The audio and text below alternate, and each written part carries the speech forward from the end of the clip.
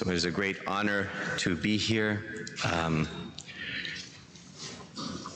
There's way too much to say, but we will start. So I guess the parish mission begins now. Congratulations, you're at the first Mass. Or it begins Monday.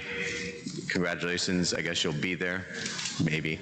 I always find it amusing on parish missions. They give you the chance to preach at the Sunday Mass and people check you out.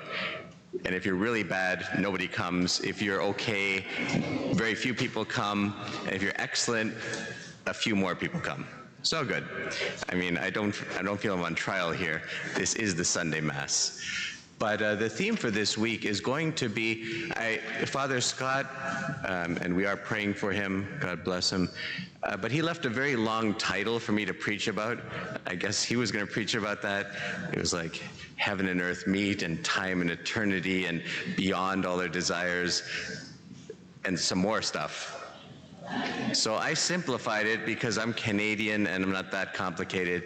I basically stole from the official archdiocesan celebrations of this year of the Eucharist. They call those nights of adoration and praise and worship true presence. So I hope there's no copyright. But these days are going to be about true presence. The true presence of Christ in the Eucharist, the greatest gift that we have. And there are so many things to say because, in fact, in the Eucharist, we have everything. So either you go really simple, true presence, get it down to 2 words, or you start explaining it, and then you get that very long title on the official mission invitation. Which is good. I mean, that's not even beginning to explain what's packed into this gift of Christ in the Eucharist. The Eucharist is sort of like a hurricane. Very, very simple and actually pretty quiet if you're right near the center or very far away. So looking at it, defining it, when we study theology, learning about certain dogmatic declarations on the Eucharist, that's like being very far away from the hurricane. You don't have to believe in the Eucharist to study all the things that the Church teaches about it. It doesn't have to affect you. Your life can go on as usual, totally indifferent to what you just read. Another place of peace with the Eucharist is to get really close. And that's why I find it beautiful that in this parish you have the Adoration Chapel, man and woman always. I've been there sometimes. I drop by when I'm in the area, and I'm always impressed, first of all, how many people show up, and the reverence and love with which you adore Christ. So I've heard they're looking for more adorers. Go for it. Because that's the place of peace. If you want peace, if you want to understand everything, if you want to know what God wants for your life, if you want to complain to God, if you want to understand why the people around you are so cold and bitter and divisive, and if you're honest, why you are so cold and bitter and divisive, you go there. And it's a place of peace and quiet, much better than the one that's very far away from the mystery, because you're at the center of it all. But the Eucharist is the mystery, and it's a paradox. It's a mystery in the real sense. We hear the word mystery and we think Sherlock Holmes, sort of, a procedural mystery. And if I only had all the clues, I too could solve this mystery. It would be clear and I could move on.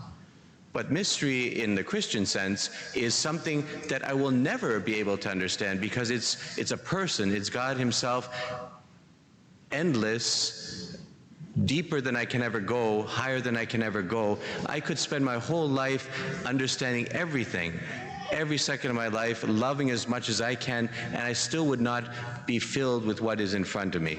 That's what we mean by mystery. It's not something we'll check the box, get over it, and move on. In all eternity, we'll be with the mystery forever. We'll be with God in his love forever. So it's a power-packed mystery, and like a hurricane, if you get a little bit outside the eye, you can concentrate on one thing or the other. There's so many tensions there. And at the core of it is one simple truth. Jesus Christ The Jesus Christ, second person of the Trinity, who became man to save us, is here. Everything else that the church has developed, has taught, the way we celebrate the Eucharist, the tabernacle, which evolved over time, the structure of a church, all of that explodes from that one little huge fact. Jesus Christ is present, the Lord of all time and history, the Lord of my life, the Lord who made me, who knows why I'm on this earth, and who wants to greet me when I end my life in heaven.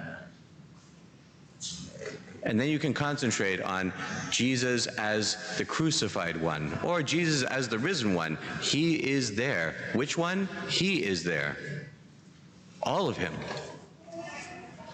The Jesus who demands from us and allows us to bear our cross, and the Jesus who strengthens us to bear that same cross, he is there. The Jesus we heard about in the gospel, who hears the plea of a blind man, turns around, asks him what he wants, listens patiently, and grants him his request, that's the Jesus you go to pray for your intentions. He is there. He is here. So do please consider adoring. Wonderful opportunity.